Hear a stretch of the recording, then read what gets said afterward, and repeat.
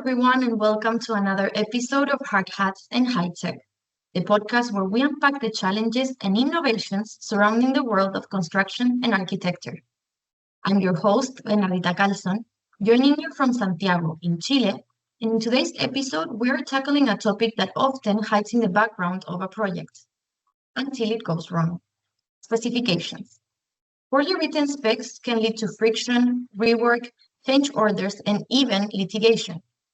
However, with the right tools, processes, and timing, specs can actually drive clarity, consistency, and collaboration across teams and projects. Joining me to discuss this topic are two people who are deeply immersed in the construction space and highly passionate about solving the challenges the industry faces. First, we have Matt Brennan, a senior architectural technologist, entrepreneur, and the founder of the What the RFI podcast and community. We are also joined, once again, by Dori Azar, a licensed architect, an industry expert who's highly passionate about helping firms improve their workflows through smart spec writing technology. Matt, Dori, thank you for joining me today. Hey, Bernardita, how are you? I'm good, thank you. Really excited Matt, great to see you too. Yeah, likewise. It's been 6 weeks, maybe. No, not even. I think it's 4. I think it's 4. 4, yeah. Whatever it is, it's too much time. Too much time. Exactly. I know. But here we are, and it'll come again when we get back together in CSI, and so they'll be coming here in a blink of it. Exactly. Can't wait. So, but we're not here talking about that. We're talking about much more. Yes. Yes, I'm really excited to have this conversation with you two, and maybe we should start by introducing yourselves a little deeper to our audience. So, Dori, maybe you want to start? Sure. Yeah. Hi, I'm Dori Azar. I'm a licensed architect and content creator based in Ontario, Canada. I work at RIB Software as kind of like an architectural advisor, and I also lead the industry engagement for RIB SpecLink. Professionally, I'm quite passionate about helping people modernize their workflows, doing more, getting more work done with more simpler tasks, particularly when it comes to specification writing. I also spend a lot of time creating content online. So if you've seen me on LinkedIn, you see me maybe promoting spec writing and SpecLink. If you follow me on Instagram, TikTok, or YouTube, you'll see me doing a lot of entertaining and educating videos about architecture in general. It's great. How about you, Matt? So yeah, Matt Brennan, been in the industry for about 23 years now. I had to update my profile on LinkedIn. I was like, I'm just getting old. But yeah, I definitely specialize in K-12 and that kind of whole 21st learning styles of schools and everything. Definitely a big passion. That's kind of from the architectural side of things. And as kind of noted, I do run a weekly podcast called What the RFI. It's all about a podcast all about CA from the lens from an architect, project coordinator, etc. And I just wanted to kind of give back to the community of things. This is one of the things that they just don't teach in school necessarily, and these are the challenges, and everyone has their story. But in addition to that, I actually took a shift in my career and joined a company called Part 3, which basically focuses on the CA side from the architect's point of view. And it's a software platform that, like I said, it streamlines the whole CA process, the RFI shop drawings using AI functions and all that kind of stuff. So at the end of the day, I've been on multiple sides of the table, from a building side of things, from the design side, the project coordinator, to a disruptor of technology, which we'll get into later. And, just definitely being an industry advocate of just basically want to be more. How can we push technology further? How can we be better as individuals, etc.? And that's what we're here for today. Wow, that's really interesting. You two have a lot of experience, not only in the construction industry, but also in the podcast industry. So that's great. It should be a really interesting conversation. So before we start with the whole thing about specs, should we break the ice a little bit with each of you asking the other a question that is not related to the podcast? Or maybe you want to start that? Oh boy, I'm a little nervous now. Matt, it's a good thing I respect you because I'm going to take it easy on this question. Originally, I was going to ask you if it's less expensive to marry an architect or hire an architect, but that's that's from a different conversation we had. So here's my question to you, Matt. If for some reason you had to change your permanent residence anywhere outside of North America, where would you relocate your entire life to? So out of North America, well, timing is really well because we just didn't get back. But in April, we took a trip down to Germany and everything. That's where my partner Julia is from. And we not only went that, we went to Paris and Normandy. And of course, anytime I travel, I always ask that question. Could I live here? Could I live here? So when we go to conferences, I went to Houston. I'm like, can I live in Houston? No, I can't live in Houston. Could I live in North Carolina? Yeah, I could. But Normandy was absolutely fantastic. The beaches, just the culture and everything. The housing's very attractive. We could, basically on a whim buy a lakefront or a water, oceanfront property. So at this point, I would say either down south of Germany in that respect, or you'd be up somewhere on the northern side of Germany and the seaside. So I think that would be where I would go. So all right, pretty tough life. Yeah, it's a good answer. I like that answer. I like that answer too. Now, remember, I went easy on you, Matt. So now I think it's your turn. I did. No, and I was like pulling up. I'm like, we could just do the cliche ones. Like, what's the most over design trend right now? Or in your Instagram, why it's always about the toilets. But let's get into a good question. So if you could design a dream building that breaks every rule in the building code, but no one gets hurt, of course. And of course, budget doesn't exist. Never. What would it look like? And what would it be used for? Wow. Matt, I would have to tough? say, that's a good question. God, you can tell you have a podcast. I would say, okay, so thinking it through, it would be a home. It would be a residential project, likely where probably single family.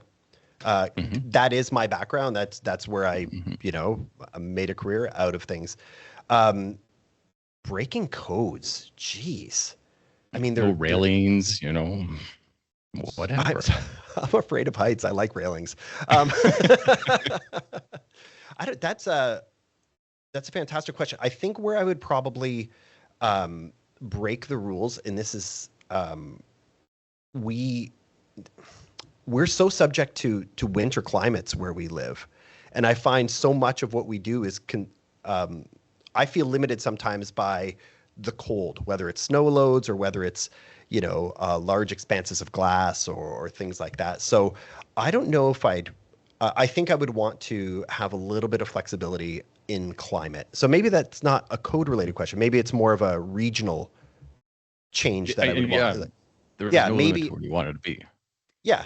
I would want to spend a little more time designing without snow in consideration. So you're going to be joining me in Normandy then, basically. I guess they get snow too. I've been. It's beautiful up there, and we had the same conversation sitting there in a cafe, kind of looking around, being like, I could do this. I could totally do this. We should have a podcast reunion in Normandy then, so we can. Bernardita with the ideas. Let's. It's your podcast, Bernardita. Let's do it. That's a great idea. Next episode will be in Normandy then. I'll be there. Done. Okay, well, those were really fun questions. I can feel already the energy that you both will bring to the episode, so I love that. Now, should we dive into specs? Yes, please. Okay, let's start with the basics. Dory, why do specs matter so much in construction projects? Specs matter so much in construction projects to me is because I find them like the great equalizer, right? So they're an extension of the drawing. So whatever information or decisions are not included on the drawings are generally provided in written format in a spec. So I feel that they bring that level playing field when it comes to particularly the bidding process. So when contractors are providing estimates for projects, they're all, if you have 5 contractors bidding on a project, they are all down to the finest degree bidding on the same things. So the same products, the same finishes, the same caliber of materials, the same situations. So I find that they're so important because they're creating that equal environment that everybody is working within. It brings fairness to each project, and I think ultimately they're going to benefit the client the most at the end of the day because they're going to get the most fair process for their project. Okay, so instead of just paperwork, it's actually the foundation where everything stands on for a project. Matt, for those who are less familiar, how does good specs impact the quality of a construction project? Kind of like what Dory said, like you need them. Like they're both, one and one. You can't just run with one without the other unless you want to get really detailed on one particular. Like if you just issued a set of drawings, wonderful. We're going to know that we are building a shed or, this beautiful place in Normandy. But the reality is when it comes down to the details of what what sound equipment you're putting in this, what wiring, all these things, unless you're going to really add all those details on the drawings, it comes out to the question is what's going on, right? What am I using in this application? And that's where the specifiers put that clarity and go into the nitty gritty stuff to it. And, like for example, I'm out here in Harrison Hot Springs, and they've been doing for the last year, the bunch of landscape work and stuff like that. And they put all these beautiful trees in. The next day, the trees were gone. And it was like, I asked the landscaper when they're doing, I'm like, what did you guys do? Well, they called for topsoil underneath the roots and everything, and we had to rip everything out. I'm like, well, that's because the specs called for it. Like, you can't argue that. That's what what the designers called for, and you didn't follow the drawings, you didn't follow the specifications. Right. That's why it was. But again, maybe they didn't note that on drawings. Specs cover a lot of stuff. I don't want to note what kind of backfill I need on these areas or what kind of wiring on this wire versus this wire. Specs are going to cover it. It covers a lot of general. But again, the 2 and 2 have to be synced. So would it be a fair assumption to say that specs are like guidelines for the project or like instructions for the different teams to follow? Well, they are like, it depends on what type of specs you do. And this is where, Dory, you can go into detail about that. Like I personally I like it when they are very direct. You are to use this site, this type of windows. And, for people who have listened to me on LinkedIn, on the podcast, I kind of give the example that, during design, we're designing this beautiful Mercedes, this BMW, whatever, this, fantastic, element, right? And then when it gets into construction, where it can really deviate, that's where the contractor starts giving us, and at the end of the day, we walk away with a Honda Civic. Nothing wrong with a Civic, but the thing is, it's not what we intended design for. And to ensure that we get what we want, that's why the specifications, by going and saying, I want this type of windows, I want this type of audio, I want this type of bleachers, etc. You get it. One thing I hate is alternates, because the thing is, when you're at the last minute where you're changing things during that construction phase, is what are you missing with that alternate, right? What does it start to snowball effect? So like, for example, if you changed a different rooftop unit, immediately you would have, maybe different breaker sizes going from single phase to 3-phase, because the unit that they quickly said, can you review and approve this unit? Okay, sure. Now you find out later down the construction, oh shoot, we forgot this and this and this, or this model didn't come with the adjustable height for the basketball hoops, right? That was something that we specifically wanted when we put this whole design product into place. Yeah, because to build on what you're saying there, Matt, at some point of any given project, those decisions are going to have to be made. And I find that you can sort of, you can skimp on the specs if you want. There's a gamble involved in that. But at some point, every decision that will ultimately be done in a spec is going to have to be made on site somewhere. So having that stuff, having those decisions thought out before the shovel hits the ground and really agreed upon early on is going to set you up for the smoothest possible process moving forward. So like you said, all these alternates that are coming in halfway, I mean, maybe decisions got to be made quick, and with a gun pointed at you, like we this has to be done now, and you might say, yeah, it looks good for these 3 things, but I missed, I didn't realize that I had to double check that. And now that's caused a problem there, which causes a delay there. And it's just the domino effect of one change can have an impact on a project. Multiply that by how many, right? Take your pick. And it can really be a problem. Money. And, there's that too, right? And we have to remember at the end of the day, this is all for a client, right? So we're, architects, engineers, contractors, we're all in the trenches, but there's a client at the sort of top of this saying, like, why is this taking so long? Why are you asking me for more money? Where did the process go wrong that this is now a requirement? They're trusting the architects and engineers to provide quality documents to make sure that it's a smooth build. So yeah, it's just important to have all those decisions made early on. So yeah, everything that you mentioned really highlights the importance of specs. I think we've already introduced them a little bit for the people who are less familiar with them. So now let's move a little bit into the not so pretty part, maybe. Dory, maybe you can start answering this. What are some of the biggest risks or consequences of poorly written specifications? For me, it's the risks associated with getting something wrong. And I think every one of these answers is building on the previous answer, right? It's that from the earliest point, the contractors are providing estimates and quotes on hopefully the same set of criteria, the same set of information. I've seen projects before where if there's something missing, they'll just kind of plug something else in that might get them across the finish line, and then inevitably that moment during construction is going to come up, and there's going to be a conflict there, and there's going to be a problem. So not only are you risking, like with poorly written specs, are you risking that, but you're also running the risk of dispute resolution. So when these problems come up, where do we look to say what was supposed to be there? What did we agree on? What did the spec writer decide? What did the architect decide? What was the intent of this problem that we have here? And you would go back immediately to the drawings or the specs. And as Matt mentioned earlier, a lot of that information belongs in a spec. And it's more granular at that point in the spec, right? Whereas the drawing saying, one thing, the spec is providing that more refined information related to that condition. So yeah, I think general misinterpretations and dispute resolution is one of the bigger risks that you run with the poorly written spec.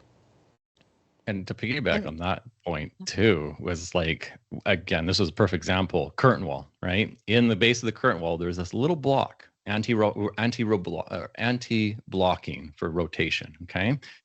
Well, we didn't have that in our spec, right? And we didn't have that on our drawings. So again, the contractor came with an extra, right? We want X amount of dollars for this PVC. And again, it wasn't just one little curtain wall, it was multiplied by, by the hundreds. Well, immediately they wanted for this little blocking, it turned into a request for like $25,000 or something crazy. Mm-hmm. If it was just noted in the specs, would have been no issue. And it's not like it's not just that, right? Now it's the time involved in that, right? Mm-hmm. So now there's a call to the architect, and the architect saying, now they're spending time and resources looking, why didn't we have that? And they're calling their rep saying, why is that missing? And then it's a bunch of, even if the accountability is clear, there's a lot of wasted energy on why did this happen? Where is this coming from? I know as an architect, if I found a situation like that on one of my projects, first thing I do is start worrying about the 8 other projects I have on the go. And now it's now it's not just this, like professionally speaking, now it's like, oh man, did we do that on the other 3 that are in construction, the other 4 that are in planning? And so it's not just that project. Like it can ripple into the rest of your day to day. You're absolutely right. Hey, so mentioning all of these risks, which sound scary in terms of budget and communication, Matt, do you think architects and constructors still underestimate how much influence specs have on project success? Like, kind of again, piggyback on the topic that Dory was kind of saying, like when a bid comes in, if all the bids are all over the place, your specs are totally off, right? And your drawings, what I mean? That was clear. But if your bid comes in and everyone's within a few $100,000 or whatever, that range depends on how magnitude of the project is, then you had a good set of drawings and specs, right? Very clear. That's the big pat on your back. Well done, you did an awesome job. I think it's about timing too. Like some architects, yeah, when you say from architects, contractors, I think it's a bit of both, right? From both sides. Let's just focus on the architects. They get it. They understand that's needed. I think it's a timing priority when they do it in that kind of respect. But yeah, so it comes down to attention to details. Like I said, how much do you want to put into that to ensure that things are not missed, right? When it comes down, otherwise you will pay the price. So either you're going to do it now or you're going to do it 10 times worth later down the road. As far as contractors, Yeah, like I said, my little example I noted earlier about not putting topsoil underneath, under the trees before they planted them, like simple stuff. They just sometimes, I know what I've been doing it for 30 years. That's nice, but you have to follow the instructions. You can't skip 5 pages of the Lego diagram. It's not going to be the same. You're going to miss that one piece, that one sticker, and then you're going to have to go backwards. And then, now you're kind of that. That's why we're doing it. That's why we're investing the time. And if anything, that's where the contractor needs to respect that and appreciate that time and attention to detail, and do look at that and follow. And most are really good, right? But you do get some that just skim over it and go, oh, well, whatever, I know what I'm going to do. But in the end, it almost reversed, because now it's going to cost them time and money, and 2 delays to the project possibly. Anytime I've had a contractor that kind of says that, right? Like, I've been doing this for 30 years, and it's like, okay, there is a few ways to do this, to solve this problem, right? Maybe those trees didn't need topsoil underneath, let's say, for example, but this situation called for it. So whatever your personal beliefs are as it relates to this are great, but for this particular project, we needed X. And that goes back to, what I wanted to share about some other contractors that I've dealt with. And when they argue a spec, or kind of, ignored that thing, or, overlooked, I said, listen, specs are a gift, right? This is telling you exactly what we want done here. There's no guesswork. There's no, well, what are we doing here? What are we doing there? It's laid out for you. So you can skip it, roll the dice, do what you think is right, and then come back and fix it. Or you can just read these 4 pages, get all the clarity that you need on this thing that we need done, and move on. And we're all working from the same thing. But yeah, I've always, I look at specs as vital to a project, but like a gift. Like, hey, look at all the stress and frustration I'm removing from your construction process. Everything. If you have a question, I've probably answered it already. Here you go. Check there first. Exactly. Making everyone's lives easier then. Like that great T-shirt you gave me, Matt, where it says, what is it? Yes, it's on the drawings. Yes, it's on the drawings. Yes, it's on the drawings. Yeah, yes, it's in the spec. It's similar. Same thing. Okay, now I have a feeling of what your answer will be for the next question from what you already said, but in your experience, what is the ideal time to start working on specs? Maybe you can start, Dory. I think that has to be considered as early as you're making any design decisions for the project. So as early as materials and systems start to take shape, I think you can start to assemble your specs, especially in, to talk about SpecLink for a second, where it's something that's really easy to include sections of work. So do we have, masonry on this project, or hollow metal doors and frames? Yes. Yeah, we'll know that really early. Yeah, we can include that, excuse me. And so I think there's ways to bring it in the earliest possible stages, or at least have it on your radar, right? If you're selecting products for your design, those products need to be specified and included in the documents at some point. So yeah, I think as early as you're making design decisions, you could start to assemble your specifications and at least start to consider them. Yeah, I think right. Do you agree with that, Matt? Yeah, no, exactly. Like right after building permit, I found that was a pretty sweet time, because you've done all the fun and you've done all the changes and you've made all the client radical changes. Now we've got a good set of foundations of what we're doing going forward. At this point, like Dory said, we know what kind of doors, we know what we've got, some fun features here, and now we're going to really fine tune it. But get your spec writers involved basically at the time of BP. Get the titles in as you're starting to work through it. Like, oh, I just added this unique, nano wall system. Let's get the specs, because I know I don't have that in this old previous. You just got to get into that wish list, have a notepad on the side, and do it. And I've got a talk coming up at CSI National called Issue for Tender. That's it, except for addendums. And we talk about that. It talks about being proactive, not reactive. And most of all, why rush the specs at the end, right? That's how so many react to this. Oh, I need the specs overnight, or we're tendering in a week. Yeah, that's going to be riddled with mistakes, right? Yeah. Yeah, because you're just going to pull together whatever you got to do to make it look like you did the things that you needed to do. But again, I always, it's a hard lesson to learn, but at some point, whatever you skipped, whatever somebody didn't decide on early is going to have to be decided on at some point. At some point, like you said, I love the Lego analogy that you gave earlier. Like, you can skip a page, but at some point, the things that you skipped are going to come back and realize you're going to be undoing a lot of pieces to put them back together. Whereas, like, what did you save? Like, it's such a gamble to ignore that thing and hope it doesn't come up later. Well, and let's just take that one step further. You had to put a couple stickers on stuff, like a whole deco on stuff. Well, now you have to tear that off. Oh, shoot. And you don't have another one. So it looks like crap. Like, it's so frustrating. Like, countless, like, take road work. Sorry, civil engineers. You guys have done all your work. The guy builds the road, and you're like, yeah, that's a nice, clean road. And then a week later, they start digging up because they forgot the information line or the optics or whatever. And you're like, oh my goodness. And they we can just patch it. You're like, this thing was incredible. This was awesome. And you destroyed it. Why couldn't you have just been proactive and thought of all the details at the time of building or design, execute it, and walk away with a great product? Now you're wasting. Yeah, no, that's the decals is a great example. I love that. Okay, that's really interesting. So it needs to be early with a lot of attention to detail and involvement of everyone in order to be successful. That's a really good tips.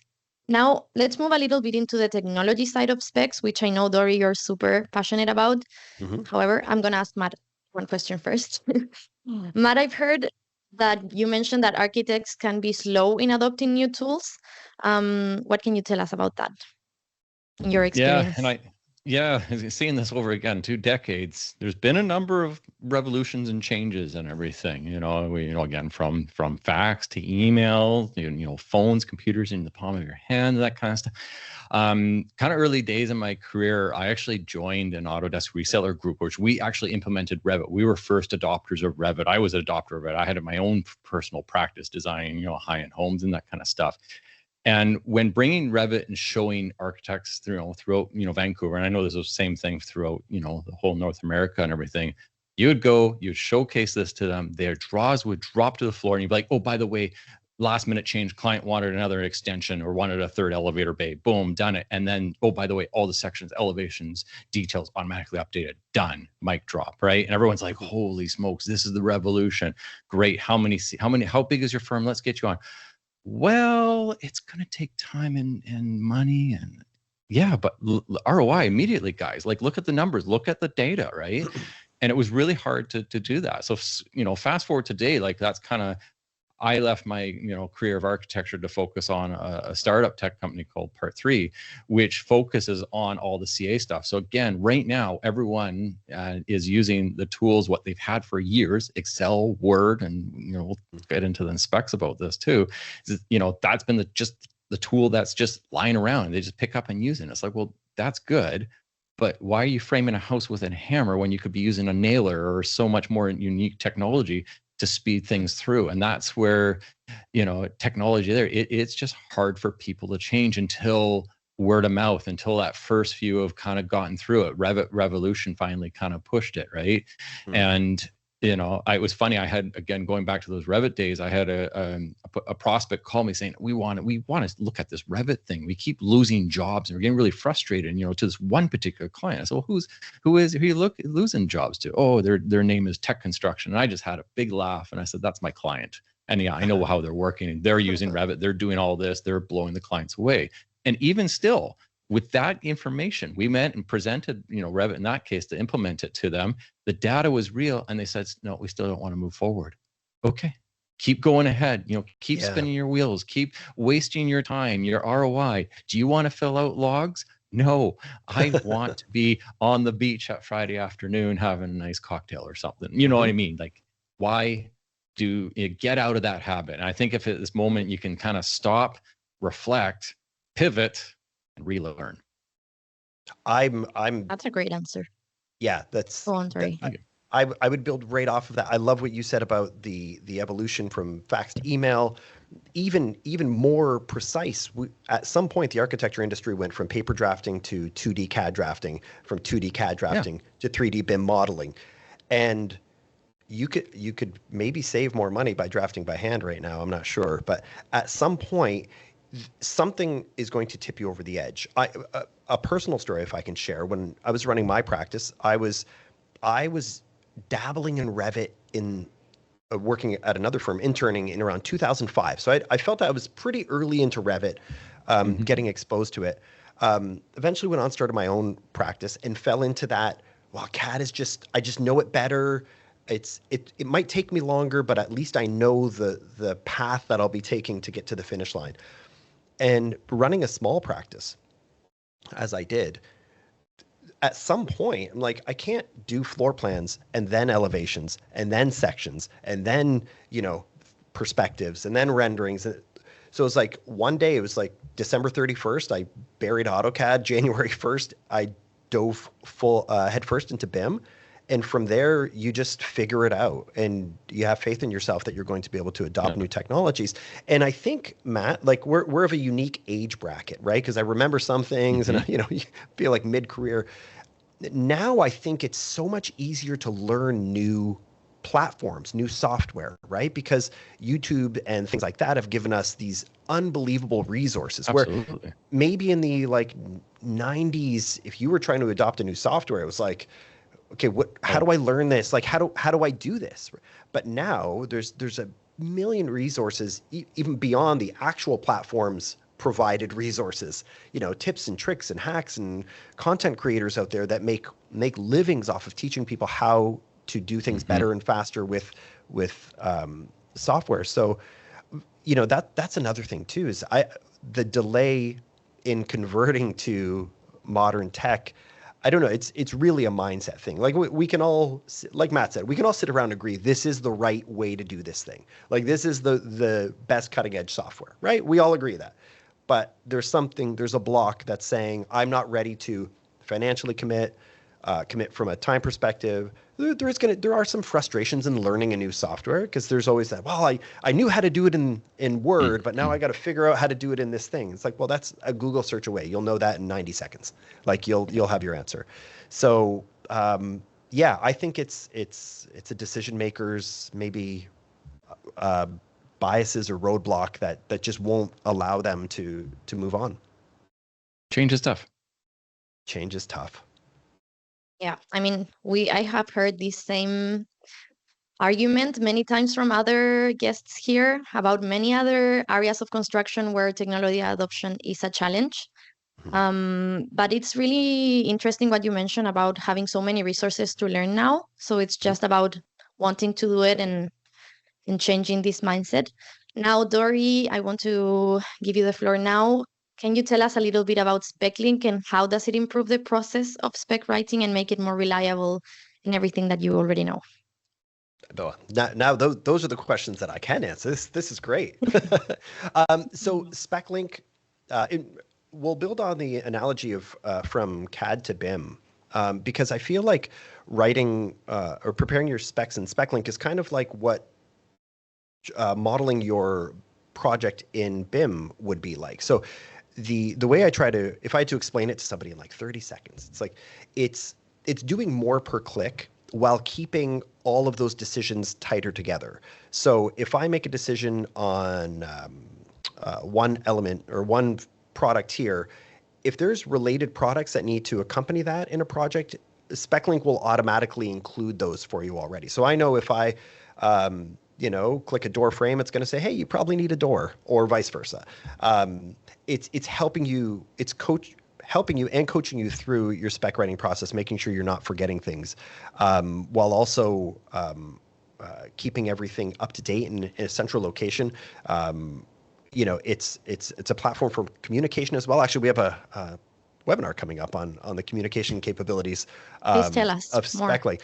Oh, it's called Spec Talk. We've been doing it for just over a year now, and it's going to be about collaboration and communication in SpecLink. So SpecLink, besides the fact that it's a powerful spec writing platform, is also a great communication tool where anybody who's involved in a project can collaborate and communicate within the software about the specs. So on any given line item, if there's a question about, a paint finish somewhere, we can have paint reps comment on it. We can have owners comment on it, architects, specifiers. Just on this one little line item, we can keep a whole chat going so that people can either contribute information or extract information. If they need an answer, they know where to find it. If they need to give an answer, they know where to put it. Documents can be uploaded to support those decisions or give additional references. So really what SpecLink is doing is making it easier and more accurate to assemble your specs. But when you're making your decisions, it's providing you an environment to be collaborative with anybody that would have an opinion in any part of the spec. So yeah, I think SpecLink is to spec writing what maybe Revit was to BIM. It's that thing that's changing how people are viewing this task. And in spec writing, similar to BIM, there's so many mundane tasks that are done in spec writing.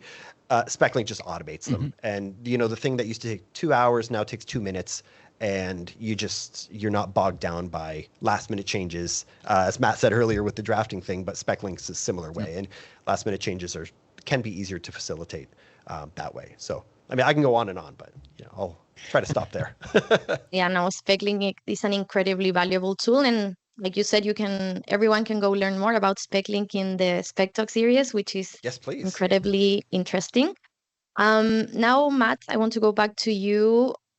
What's your view on AI and how it can help specification writing? With spec, right? Well, AI is very powerful. I've been using it probably for almost, I guess maybe about 2 years, 3 years now. Yeah, probably about close to 3 years. And I was always pushing, always trying to do things different. Because specifications is data, right? And this is the same thing with shop drawings and everything in that respect, is a lot of it's just facts. You can use AI, and this is happening right now today, is that you can, like, for example, with specs, looking up those information. Did I include the voltage on this? Right away, you're going to find out that information through that 2,000-page documentation. Like one thing that we're doing with part 3, we're using the specs that are driving the AI to review the shop drawings. It's the same thing, right? It's reviewed in real time, and it's looking at those critical detail aspects. I was thinking about it on the weekend. I was like, I want to grab a delay claim from a client or something like that, and then take their specs. And basically what I would do in ChatGPT alone, right? And again, pay for the plus because you're going to get all that extra, heavy lifting horsepower and stuff. But just upload that delay claim, upload your specs and be like, respond to this. And I bet you like 90% of the stuff would automatically just come right from that specs, because it's called up in this section, it's called up in this area, and it responds to this. And then even upload your logs, for example, your CA logs, and that would also respond to the things. The more information you can kind of feed it, it's doing it. And it's such a controversial thing. Before it was kind of the unicorn in the sky, this amazing thing's going to do all the works and the wonders. And it is. You've just got to harness this power. And it's, again, the same shift when Revit came into it. Again, was it cheating that we went from 10 users to draw a high rise down to 2 because Revit was doing all the work? No, it was just being more efficient with your time. And that's kind of what AI is doing in a sense. One thing I will say is that AI does not have taste, okay? Let's make it very clear. As much as you want to use it, it's not you. It's not the authenticity, and that will get lost really quick. People pick that up. But kind of, again, going back to the specs, absolutely. You want to find something out, ask it, talk to, you push AI to start pulling it from there. Is there a new product update released for this curtain wall? Yes, version 2.3 came out here, and this is what you want to be using. And again, that's where SpecLink's going to do that kind of stuff. But the more you can push that to search the web, if it's out there, then it's part of the AI. That's really, that's basically AI in a nutshell. If it's on the internet, it's AI. Matt, I'm so glad we're like right on the same page when it comes to AI, because I feel the same. I wouldn't, as an architect, I've been dabbling with it for a couple of years, both from a written perspective and a image generation perspective, right? I've done the black and white sketch, taken a photo of it, uploaded it, asked it to render it, and it's like, it's okay, But the power is in processing large volumes of data in a way that a human could do. It's just going to take an unbelievable amount of time. So like you said, yeah, go through these 2,000 pages and make sure that we've made all the decisions regarding A, B, and C. Okay, I'll be back in a week and I'll let you know what I came up with. Or AI will just be like, yeah, you forgot to specify the thing here.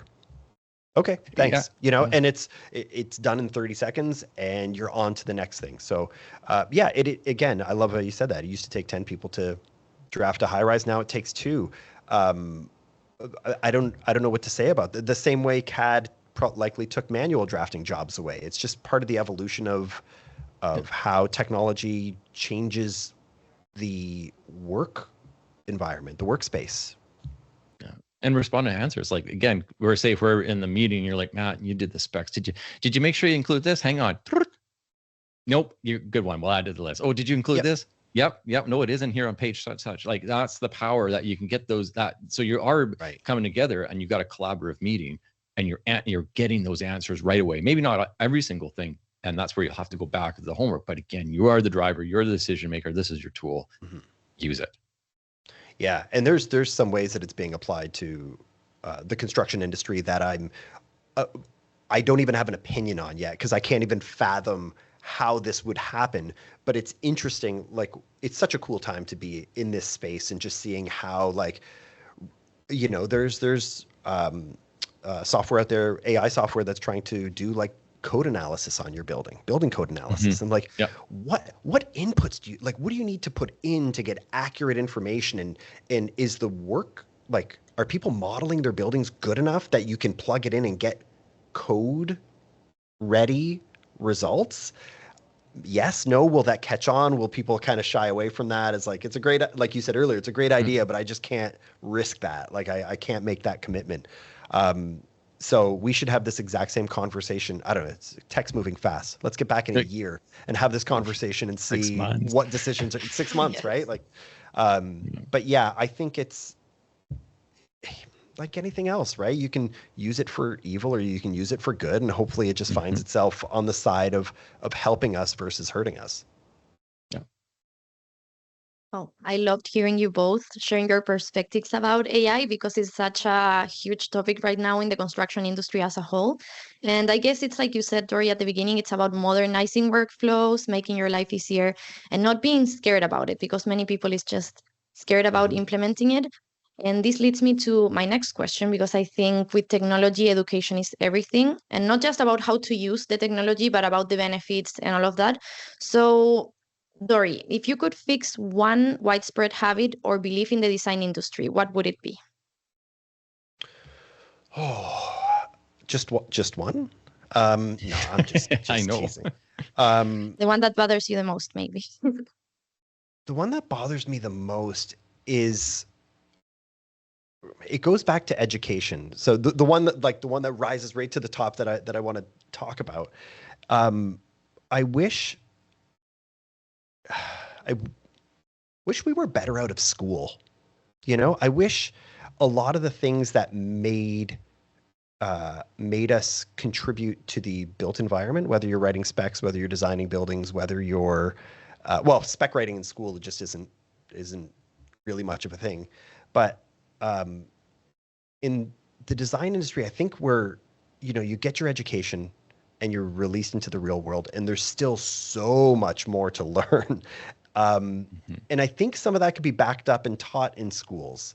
I think in architecture school, we're trained to be high-level designers, high-level creative thinkers, and that creativity is not wasted. There is creativity in spec writing, there is creativity in detailing drawings, but I think we're taught to be the top 1% of architects in the world and the design visionaries.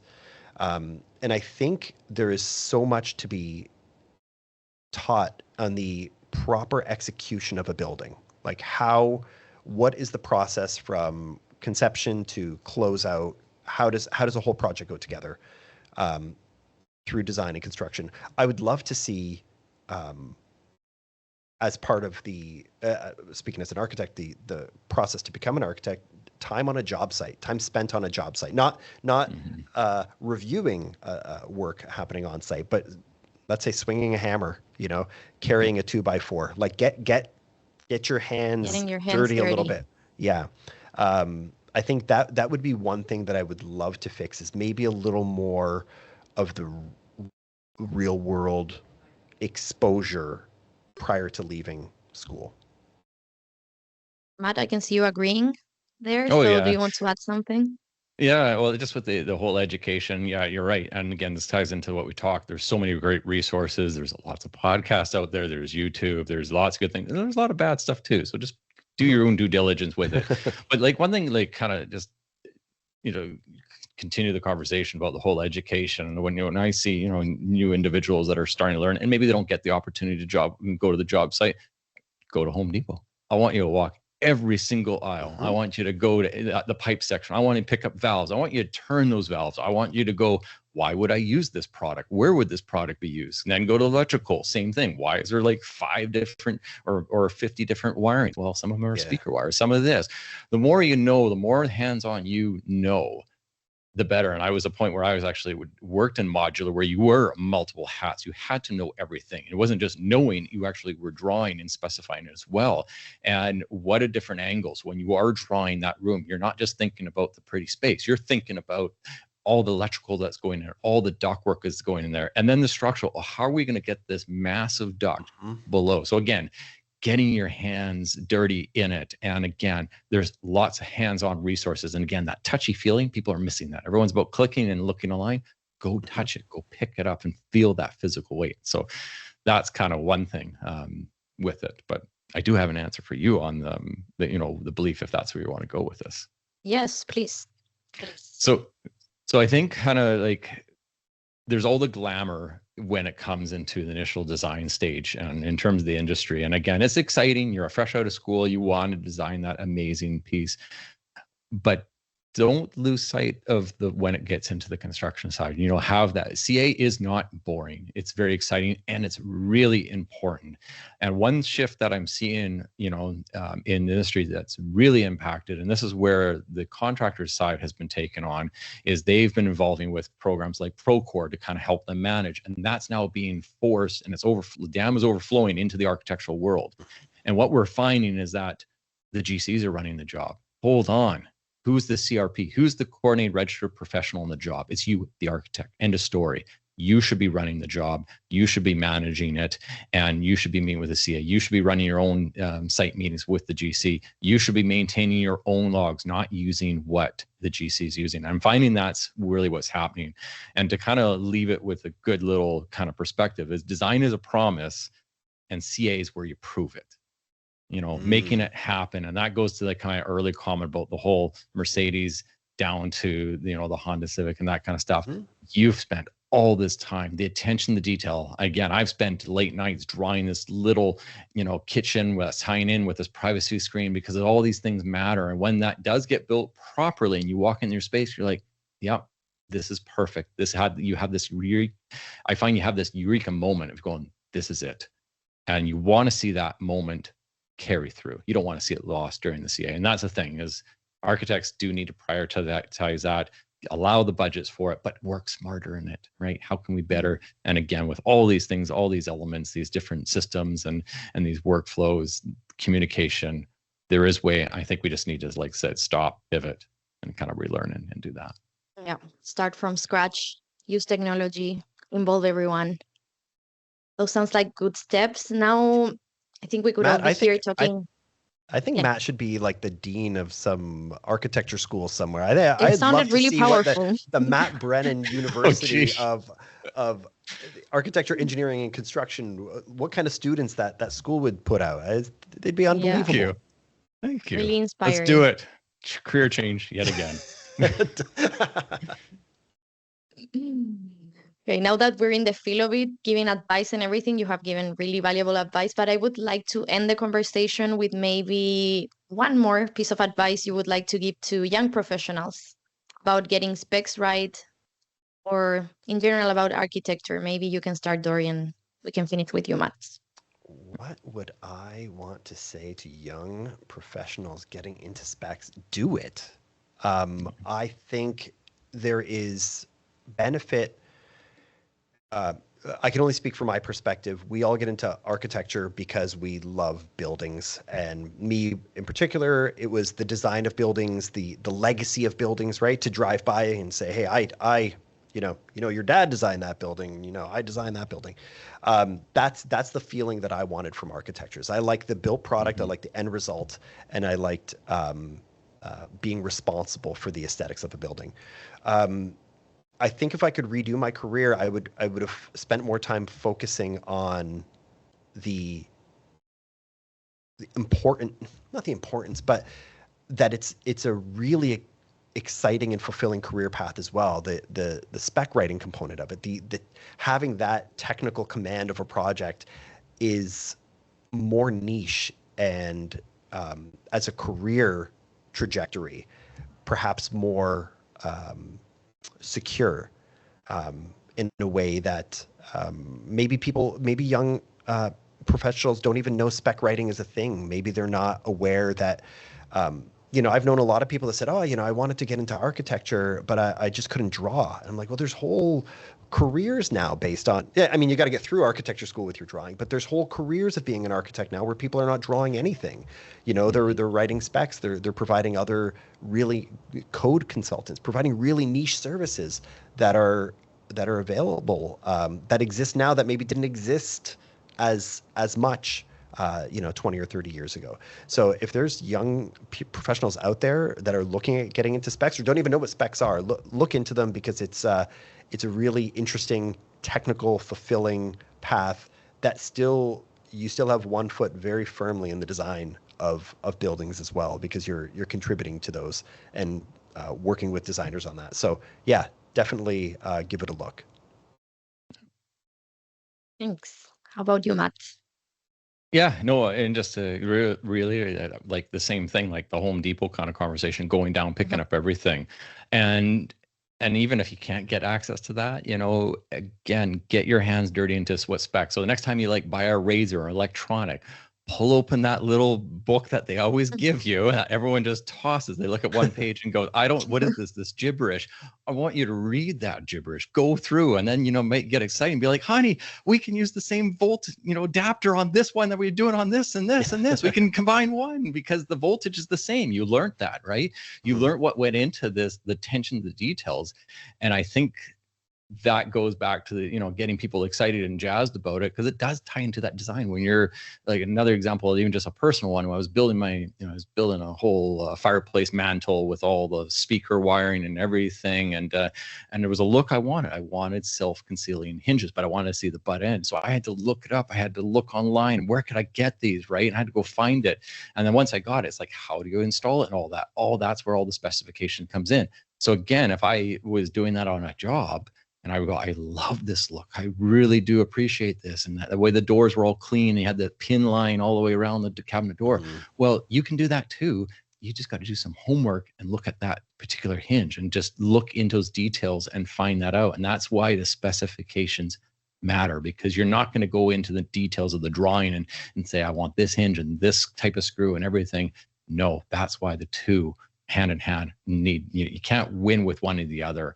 And we can go on a whole tangent about, statement requirements and design build projects and how complicated they can go on that sense. But yeah, get your hands dirty. Like I said, as a young professional, start opening up, start researching, get into the nitty gritty details. It sucks, right? It's good. Same thing. CA, watch construction videos, get on site if you physically can. And like Dory said, pick up the hammer. I did that in high school. I walked on a job site and said, I want to work here for the summer. And I am so thankful I did, because when I draw a wall by hand, immediately I'm framing it. There's the headers, there's the king stud, there's the transfer, boom, done. I can visualize it right away. I was lucky enough to spend the summers from age 13 to 18 on job sites and weekends, and even when it was just, like on weekends, I was like, I would clean up, right? So I was like, okay, there's like, the homes need to be swept and trash needs to be put in the thing, but you're just around it, right? You're seeing the plumbing line that ran through, and you're hearing the HVAC guy complaining about the electrician who did this thing, and you're like, oh, okay, so that must be a problem.